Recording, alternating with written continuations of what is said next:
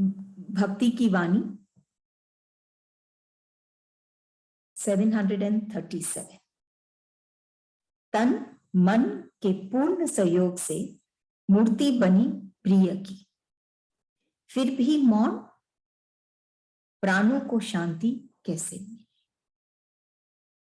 तन मन के पूर्ण सहयोग से मूर्ति बनी प्रिय की, फिर भी मौन, प्राणों को शांति कैसे मिले। क्या कह रहे हैं गुरुदेव इस वाणी में? मूर्ति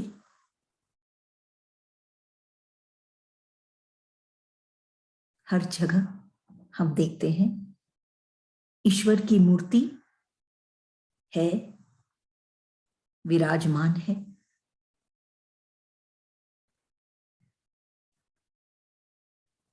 लेकिन गुरुदेव क्या कह रहे हैं? तन मन के पूर्ण सहयोग से मूर्ति बनी प्रिय की, कि मूर्ति तो बनाई गई है तन से और मन से, बहुत भाव भरकर, पूर्ण भाव से और तन से।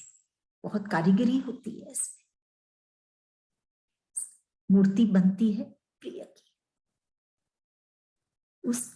उसके इष्ट की, ईश्वर की मूर्ति बनती है।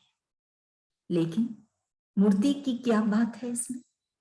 फिर भी मौन, कि वो जो मूर्ति है इतने तन मन से बनी है, फिर भी मौन है, मूर्ति कुछ कहती नहीं। तो ये भक्त के भीतर में ये क्लेश है कि मूर्ति तो इतने तन मन से बनाई गई है, लेकिन अगर वो मूर्ति मौन रहेगी तो वो भक्त कैसे उस अपने प्रिय से बात कर पाएगा और कैसे शांति मिलेगी, प्राणों को शांति कैसे मिले।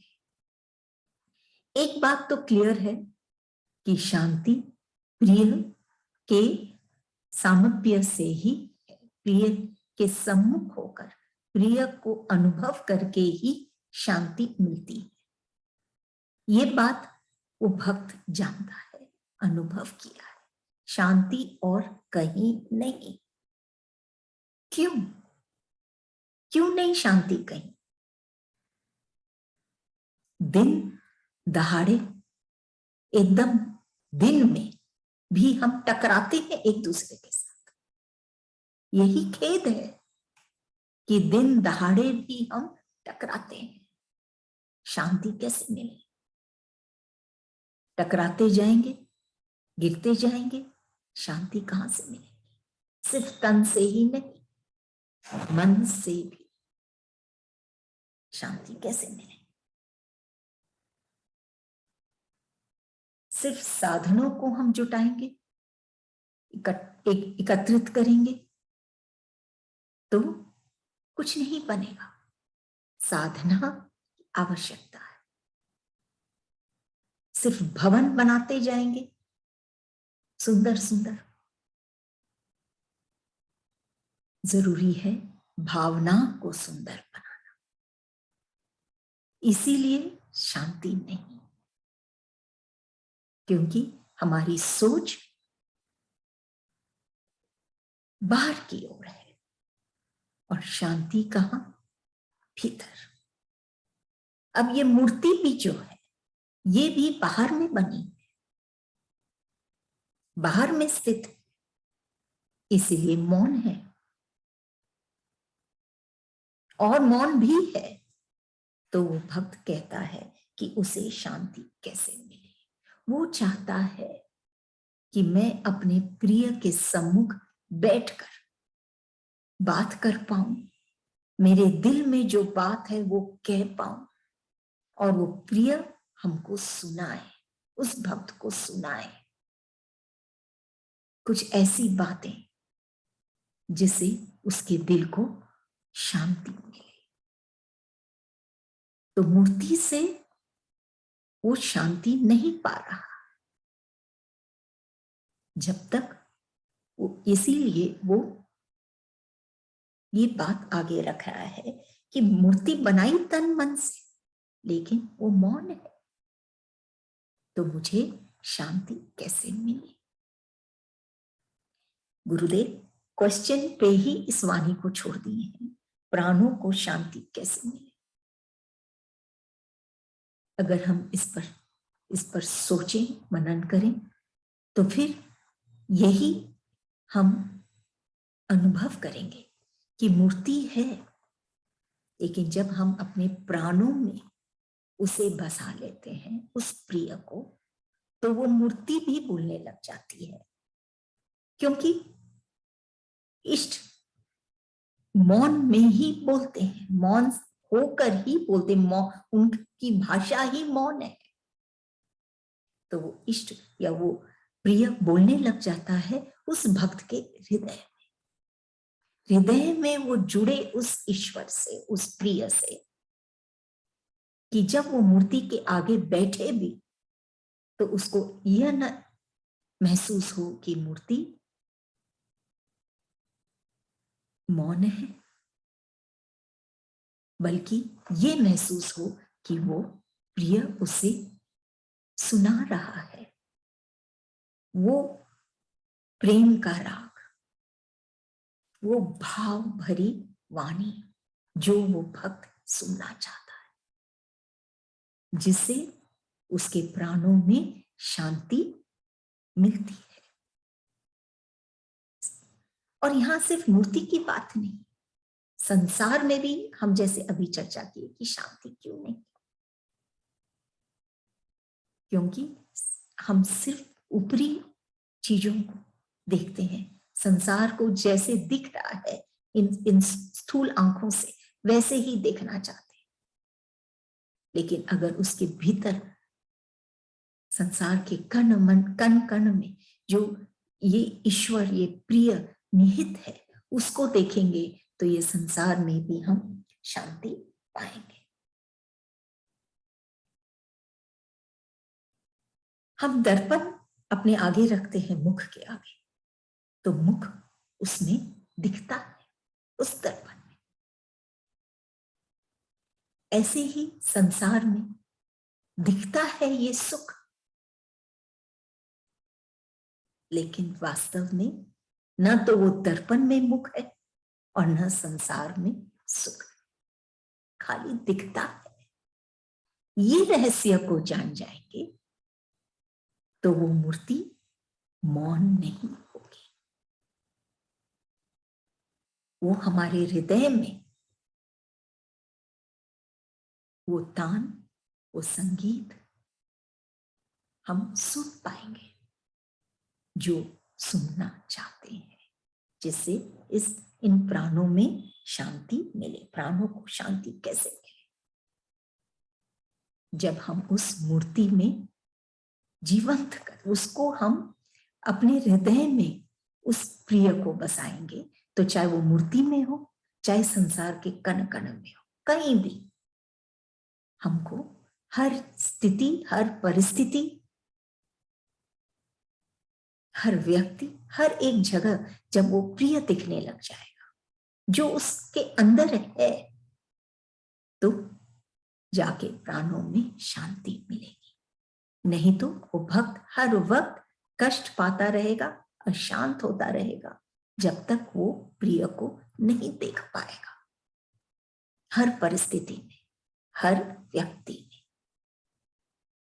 और खास करके जैसे इस वाणी में कही गई है, मूर्ति में।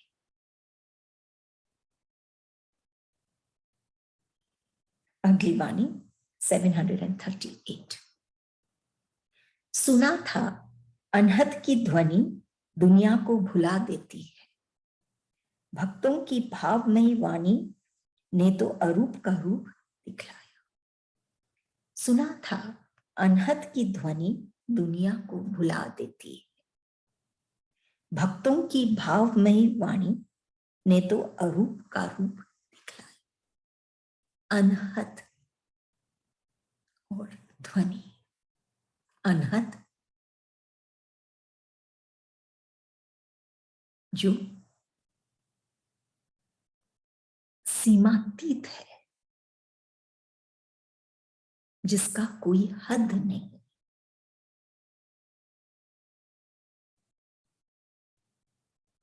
अनाहित है, उसकी कोई सीमा नहीं, अनहद। अनहद की ध्वनि, वो ध्वनि जिसको हम नाद भी कहते हैं, जिसकी कोई सीमा नहीं। तो गुरुदेव कह रहे हैं, सुना था अनहद की ध्वनि, वो ध्वनि जिसकी कोई सीमा नहीं, दुनिया को भुला देती है। कि जब हम उसको सुनते हैं, ऐसी ध्वनि,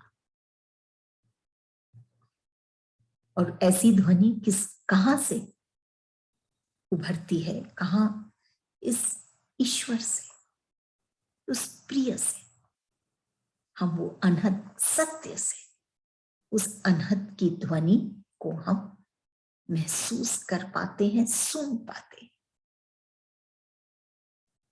ये प्रेम की ध्वनि है, आनंद की ध्वनि है, उसी के बोल है। वो है अनहद, जिसका कोई हद नहीं। एक नदी है, सुख दुख जैसे उसके दो किनारे, हद में है, सुख दुख भी हद में है, लेकिन आनंद अनहद, बिना कोई हद के, नो बाउंड्री, असीम, सीमातीत, ऐसी स्थिति। तो ये आनंद की ध्वनि, प्रेम की ध्वनि, भाव की ध्वनि या अनहद की ध्वनि, जब वो भक्त सुनता है,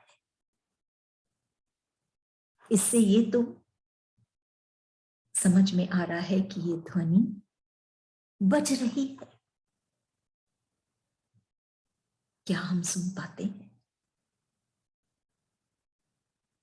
हम तो ये सुख दुख में ही झूलते रहते हैं, और यही, इसी की ध्वनि हम सुनते रहते हैं। ये अनहद की ध्वनि सुने तो दुनिया को भुला देती है, तो ये सुख दुख से हमको उठा देती है, दुनिया को भुला देती है। ये कष्ट और ये सब दुख से हम उभर जाते हैं जब हम ये अनहद की ध्वनि, जो सत्य की ध्वनि है, परमात्मा की ध्वनि है, ईश्वर की ध्वनि है, और वो और कुछ नहीं, प्रेम की ध्वनि है। जब हम उसको सुनते हैं, कहां बजती है वो?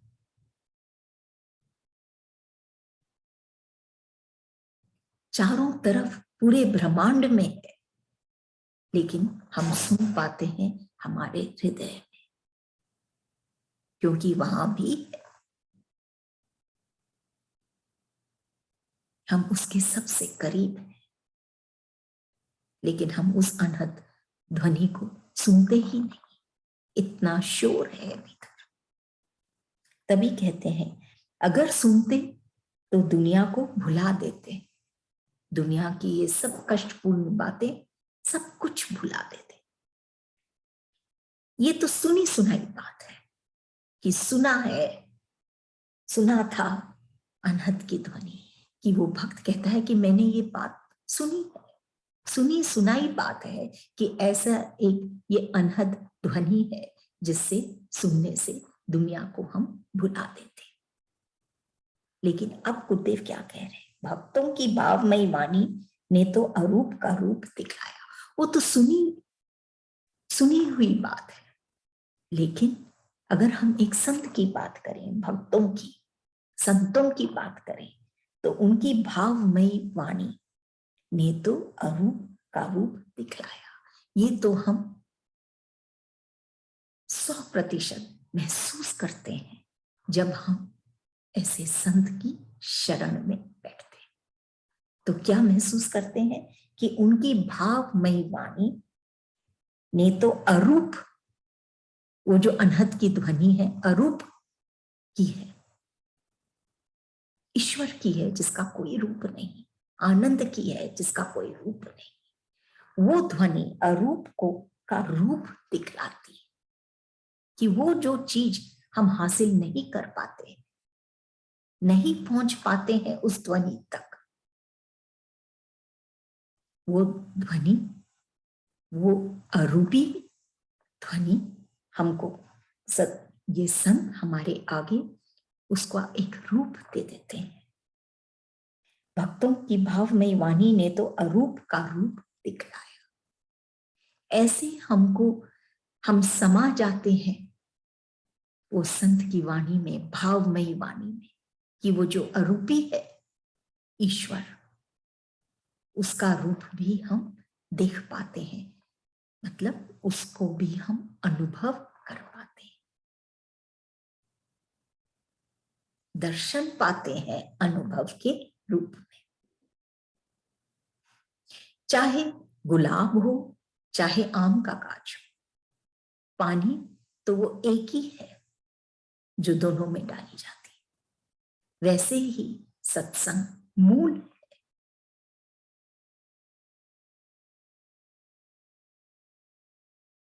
और सत्संग का मूल ये भाव भरी भावमयी वाणी। तो हम उस अरूपी को महसूस कर पाते। भक्ति की वाणी है, यही उस भक्त की इच्छा है कि वो महसूस कर पाए अपने प्रिय को, भक्ति में ऐसा उतर जाए कि वो महसूस कर पाए। तो सुना था, वो तो सुनी सुनाई बातें हैं कि वो एक अनहद नाद है जिसको सुनते हैं तो दुनिया को हम भुला देते हैं, लेकिन ये तो वो प्रत्यक्ष देखता है कि जब वो संत की शरण में बैठता है तो संत की जो ये भाव भरी और प्रेम भरी जो वाणी है, उससे ये अरूपी को वो महसूस करने लग जाता है। अगली वाणी 739। समझाने चला तो समझ भागी, अब क्या करता, चुप रहकर प्रतीक्षा करने लगा अदृश्य शक्ति की। अदृश्य शक्ति कौन सी है? वही सत्य की, वही ईश्वर की, जो हर जगह है, हर एक कण में है वो शक्ति, लेकिन अदृश्य है, दिखता नहीं। तो समझाने, और इस बात को, इस अदृश्य शक्ति को जब समझाने चला वो भक्त, तो क्या स्थिति हुई? वो समझा, उसकी समझ भाग गई, वो नहीं समझा पाया। ये जो तत्व है सत्य की, ये इसको समझना मन बुद्धि से पॉसिबल नहीं, ये मन बुद्धि से परे है।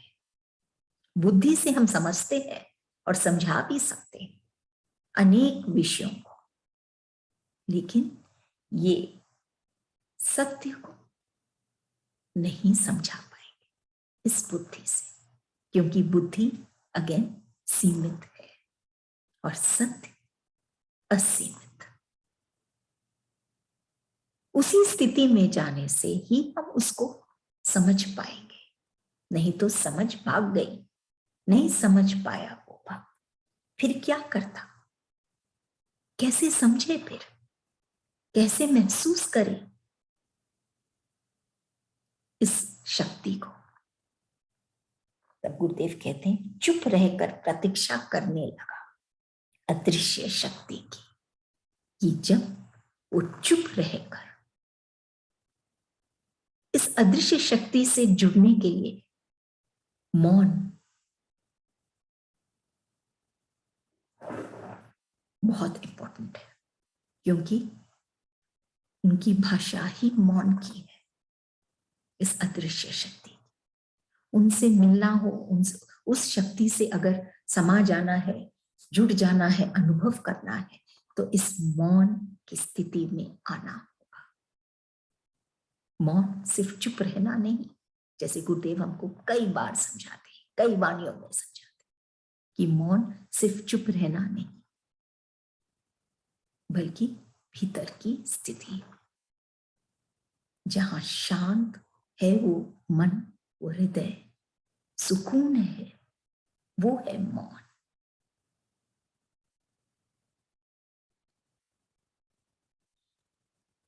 बाहर में हम देखते हैं एक कली का खिलना, फूल बन जाना, या वो नदी का कल कल बहना, आवाज तो हो रही है लेकिन फिर भी वो शांत है, मौन है। क्यों? वो अपने इष्ट से, इस सत्य से जुड़ी है। तो बाहर में आवाज हो लेकिन भीतर में वो शांति। तो चुप रहकर प्रतीक्षा करें, तब अदृश्य शक्ति की, तब जाके वो उस अदृश्य शक्ति से जुड़ेगा तो फिर कभी खंडित नहीं होगा। नहीं तो जीते जी हम देखते हैं कि हर रोज हम मरते हैं। इस अदृश्य शक्ति से जुड़ जाए तो ये शरीर भी अगर तिरोहित हो जाए तो भी मरता नहीं वो भक्त, क्योंकि वो उस शाश्वत अदृश्य शक्ति से जुड़ गया है। प्रसाद, हम जाते हैं मंदिर या कोई भी पूजा अनुष्ठान में, प्रसाद वितरण किया जाता है कई रूप में, तुलसी, जल या कोई मिठाई वगैरह, अलग अलग रूप में प्रसाद मिलता है। जिस रूप में भी हो, प्रसाद तो अच्छा ही होता है। ऐसे ही हमारे जो भी कर्म होते हैं, अगर कर्म योग के हिसाब से हो, मतलब कि उस ईश्वर के साथ जुड़कर हम जो भी कर्म करते हैं, तो उसका नतीजा या प्रसाद अच्छा ही होता है। वो अलग बात है, हम नहीं मानते कि ये तो गलत हुआ, ऐसा होना चाहिए था, क्योंकि वो योग नहीं हुआ। कर्म हुए लेकिन कर्म योग नहीं हुआ ईश्वर के साथ। जब ईश्वर के साथ योग हो जाता है तब वो मन मौन हो जाता है और सब कुछ बहुत अच्छा लगने लग जाता है। वो प्रतीक्षा करने लग जाता है उस अदृश्य शक्ति, उसके हर कार्य में, और भीतर की स्थिति में भी, उसकी बुद्धि में भी जो वो समझने चला था, जो समझ भाग गई थी उसकी, सब जगह वो आनंद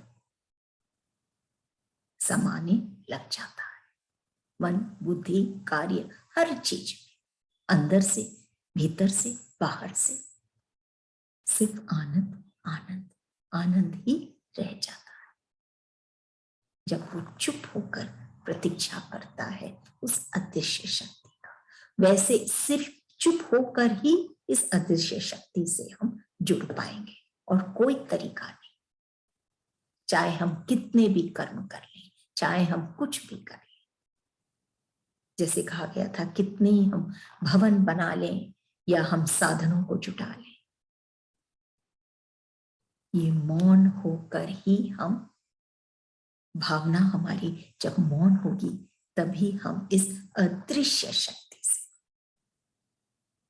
जुड़ पाएंगे। और वही शक्ति है मैजिक, जो हमारे जीवन को रंगीन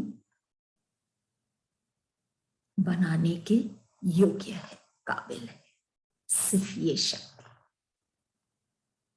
रस बरसाती है और सारा वातावरण, बाहर की दुनिया का और भीतर की दुनिया का, रंगीन हो जाता है। 740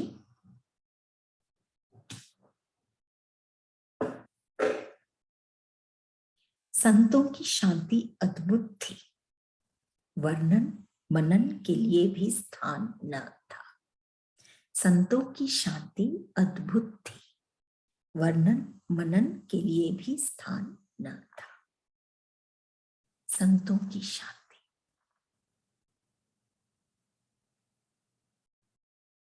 दोनों तीनों वाणी शांति पर। बॉटम में, बॉटम लाइन क्या चाहता है वो? शांति। तभी वो कहता है कि मूर्ति बनाई तन मन से, लेकिन फिर भी मैं शांत नहीं हो पा रहा हूं, क्योंकि वो मूर्ति मौन है। शांत होगा तब वो मूर्ति मौन नहीं होगी, जुड़ेगा उस अदृश्य शक्ति से, तो स्वतः ही मौन होगा तो जुड़ पाएगा, स्वतः ही वो शांति पाएगा। अनहद की नाद सुने हैं, संसार में ऐसा एक कोई नाद है, ध्वनि है, लेकिन जब वो संत की शरण में बैठता है, भक्तों की भावमयी वाणी सुनता है, तो स्वतः ही वो उस शांति का एहसास करता है, जो अरूपी है, जो ईश्वर है, जो आनंद है। अब कह रहे गुरुदेव संतों की शांति अद्भुत है, तो ये बात है सारी वाणियों में कि शांति कहाँ? संतों के पास। क्यों? क्योंकि वो उस अदृश्य शक्ति से जुड़ गए हैं। कोई भी कार्य, कोई भी परिस्थिति, कोई भी बात संसार की उनकी शांति को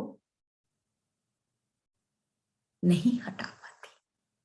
संतों की शांति अद्भुत है, चाहे कोई भी कष्ट आए उनके जीवन में, क्योंकि शरीरधारी है, लेकिन फिर भी उनकी शांति बरकरार रहती है, इसलिए अद्भुत। अन्य लोग बेचैन हो जाते हैं जब कोई प्रतिकूल परिस्थिति या कोई ऐसी बात होती है, लेकिन इनकी शांति अद्भुत है, वो फिर भी रहेगी, क्योंकि शांताकारम से जुड़े हैं, और वो थे, है और हमेशा रहेंगे, युगों युगों से है, और हर युग में, हर वक्त, हर क्षण रहेंगे। वो शांताकार उससे जुड़ गए हैं, इसलिए उनकी शांति अद्भुत है। वर्णन मनन के लिए भी स्थान न था, कि अगर कोई भी उनके समीप बैठता है तो वो भी उस शांति का एहसास करता है बिना डाउट, और उस शांति में ही फिर जीने की इच्छा रखता है। वैसे ही शांत होकर उसमें जो आनंद है उससे वो निकलना ही नहीं चाहता। लेकिन अगर वो वर्णन करना चाहे, कहना चाहे शांति के बारे में, कि शांति ये जो स्थिति है जो वो महसूस कर रहा है, कि वो उसका वर्णन करना चाहे तो वर्णन नहीं कर पाएगा। वर्णन मनन के लिए, और मनन मन में जो वो मन की में जो सोच रहा है, जो महसूस कर रहा है, वो सब शांति की जो बातें हैं वो प्रस्तुत नहीं कर पाता है, स्थान न था, नहीं कह पाया वो भक्त की शांति क्या है, उसका वर्णन नहीं कर पाया, बस खाली शांति में ही रहने लगा। और सिर्फ वो संत ही नहीं, जो उसके सामीप्य पाता है उस संत का, वो भी उस शांति को महसूस करता है। ये खास बात है उस संत के भीतर, लेकिन महसूस करता है वो भक्त जो उसकी चरणों में बैठा है, वो भी महसूस करता है अपने भीतर। इसीलिए तो ये शांति असीम है, उसका कोई रूप नहीं, उसके हृदय से, संत के हृदय से, वो भक्त के हृदय तक भी ये शांति पहुंच जाती है।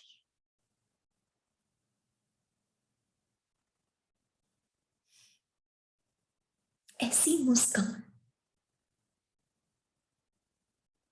जो कभी कोई छीन नहीं सकता, या धीरज हम कह सकते हैं, जिसको भी कोई छीन नहीं सकता, हर समय प्रसन्नचित्त, ऐसी स्थिति है उस संत की, अद्भुत स्थिति है उस संत की। उनकी प्रसन्नता, उनका मुस्कान कोई नहीं छीन सकता, या कोई परिस्थिति भी नहीं छीन सकती। ये है विशेषता एक संत की, कि उनकी शांति अद्भुत है। एक तो उनके पास शांति है, और शांति क्या है? अद्भुत है,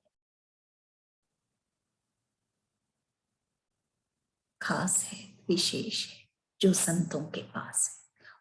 उनको देखने मात्र से ही वो शांति का एहसास होने लग जाता है। उनके चारों तरफ, उनकी आभा में, हर जगह सिर्फ शांति ही शांति, और वही शांति ही है जो हर प्राणी चाहता है अपने जीवन में। तो कहां पाएगा? उस संत के पास, क्योंकि उनके पास ये अद्भुत शांति है जो हमेशा रहेगी, बरकरार